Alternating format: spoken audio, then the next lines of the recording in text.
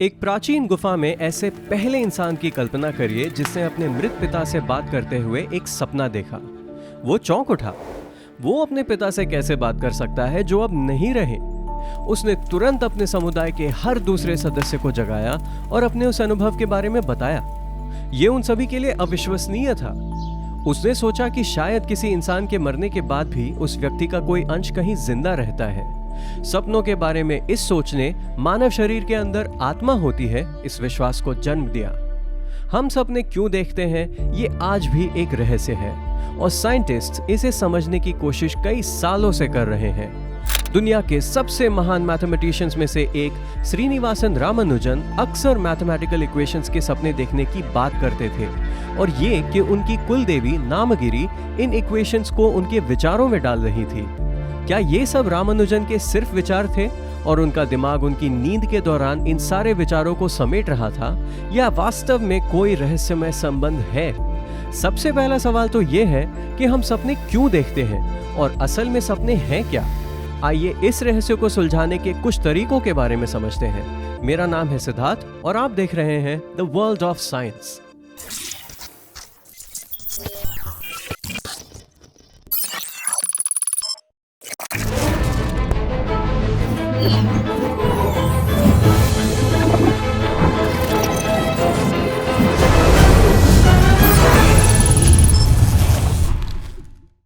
Harvard university के psychologist डिएड्रे Barrett ने एक बार कहा था कि जैसे सपनों के दौरान हम बस एक अलग बायोकेमिकल स्टेट में होकर विचार कर रहे हों, ऐसे स्टेट में हम यादों और विचारों को कैटेगरीज में बांट रहे हैं, उनकी तुलना बाकी घटनाओं से कर रहे हैं और ऐसी जानकारियों पर विचार कर रहे हैं जिसे हम दिन के दौरान शायद अंदर ही दबा देंगे। ज्यादातर एक्सपर्ट्स सपनों को इसी तरह समझते हैं।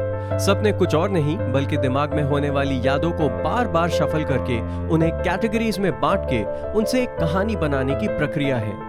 क्या आप जानना चाहते हैं कि हमारे दिमाग में यादें कैसे बनते हैं और स्टोर होते हैं? तो हमारे इंग्लिश चैनल के इस वीडियो को जरूर देखिए।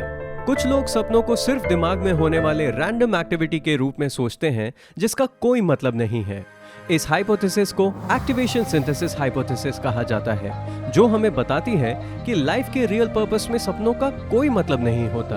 हमारा दिमाग रैंडम विचारों को प्रोसेस करके मेमोरी स्टोरेज में होने वाली इमेजेस को एक साथ रखता है। भले ही सपने में होने वाली घटनाएं सही ऑर्डर में ना हो, फिर भी जागने के बाद इंसान उन घटनाओं से एक कहानी बना लेता है। अब थोड़ी अपने नींद के बारे में बात करते हैं। सोना, जागना और सपने देखना इंसानी दिमाग की 3 अवस्थाएं हैं जिनमें ये काम करता है। एक चौथी अवस्था भी है जिसे परम अवस्था या अल्टीमेट स्टेट के रूप में जाना जाता है, लेकिन ये स्टेट खासकर फिलॉसफी से जुड़ी है और इसे महान ऋषि मुनियों और भगवान बुद्ध की तरह अपने पूरे चेतना या कॉन्शियसनेस पे कंट्रोल होने की स्थिति के रूप में माना गया है। हम जो सपने देखते हैं वे आमतौर पर स्लीपिंग स्टेट के एक खास स्टेज से जुड़े होते हैं जिसे रैपिड आई मूवमेंट यानी रेम स्टेज कहा जाता है। हम रेम और नॉन रेम नींद के बीच बारी बारी से 90 मिनट के साइकिल में सोते हैं। रेम नींद आंखों की तेज मूवमेंट से जुड़ी होती है। इसे पैराडॉक्सिकल स्लीप भी कहा जाता है क्योंकि ईसीजी स्टडीज में जब ब्रेन एक्टिविटीज को रिकॉर्ड किया गया तो उनमें ऐसे डेटा मिले जो जागते समय दिखे थे। सपने नींद के बाकी स्टेजेस के दौरान भी हो सकते हैं, लेकिन ज्यादातर सपने जो हम याद रख पाते हैं वो सिर्फ रेम स्टेज के दौरान ही होते हैं।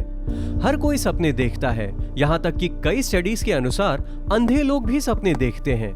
बच्चे अपना ज्यादातर समय सपने देखने में गुजारते हैं, लेकिन जैसे जैसे हम बड़े होते हैं हम सपने कम देखने लगते हैं। न्यूरोसाइंस से पहले सपनों के बारे में जानना सिर्फ साइकोलॉजिस्ट का काम था। उनमें से एक महान जर्मन साइकोलॉजिस्ट सिगमंड फ्रॉइड थे, जिनके थियोरीज पर दुनिया भर में चर्चा, रिसर्च और यहाँ तक कि आलोचना भी की जाती है। फ्रॉइड के अनुसार सपने दिमाग के किसी हिस्से में होने वाली हमारी गहरी छिपी हुई इच्छाओं और भावनाओं को व्यक्त करते हैं। सपनों के दौरान सामने आने वाली इमेजेस किसी की हिडन डिजायर्स या एंजाइटी के बारे में बताते हैं। अच्छे सपने टेंशन को दूर करते हैं, जबकि बुरे सपने अतीत की किसी खौफनाक घटना को रिप्ले करते हैं। इस फ्रॉइडियन इंटरप्रिटेशन के जैसा ही एक और थ्योरी है जिसे थ्रेट सिमुलेशन थ्योरी के रूप में जाना जाता है, जिसके अनुसार सपने एवोल्यूशनरी एडवांटेज का परिणाम है। ये एक डिफेंस मैकेनिज्म है जिसे हमारा दिमाग हर बार सोते समय चलाता है। हमारा दिमाग कुछ खतरनाक घटनाओं के सिमुलेशंस चलाता है ताकि हम उनके लिए बेहतर तरीके से तैयार हो सकें, जिससे आगे हमारे न्यूरोकॉग्निटिव मैकेनिज्म को भी सुधारा जा सके। लेकिन सपने अच्छे भी होते हैं और सभी लोगों को बार बार बुरे सपने नहीं आते। यहीं पर यह सिद्धांत फेल हो जाता है। अगर हम फिर से एक्टिवेशन सिंथेसिस हाइपोथेसिस पर ध्यान दें, तो हम जागते समय कहानियां बनाकर सपनों का एहसास कराते हैं। लेकिन साइंटिफिक स्टडीज से पता चला है कि जानवरों के भी सपने होते हैं और उनका दिमाग लगभग उसी तरह काम करता है जैसे इंसानों का। ये कहा जा सकता है कि जब हम सो रहे होते हैं, हमारा दिमाग हिप्पोकैम्पस के परमानेंट स्टोरेज में पड़ी यादों को दोहराता है। ये हमें चीजों को ज्यादा समय तक याद रखने में मदद करता है। ये हमारे दिमाग को और तेजी से काम करने के लिए मानो ट्रेन करता है। कार्ल जंग के अनुसार सपने हमारे कॉन्शियसनेस से निकले गहरे इमोशनल थॉट से बने नाटक जैसे होते हैं। सपनों में होने वाली कई चीजें हकीकत से बहुत अलग होती हैं।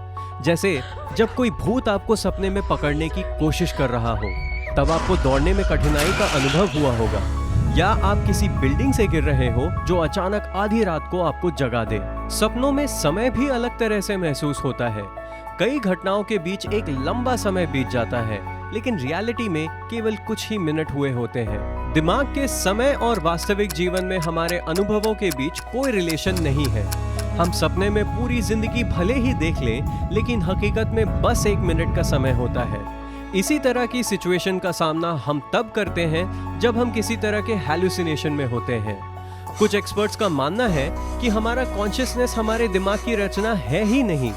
मैक्स प्लैंक, रॉजर पेनरोज और यूजीन विग्नर जैसे कई महान वैज्ञानिकों ने इस बात को सपोर्ट करते हुए अपने अपने थ्योरीज पेश किए हैं।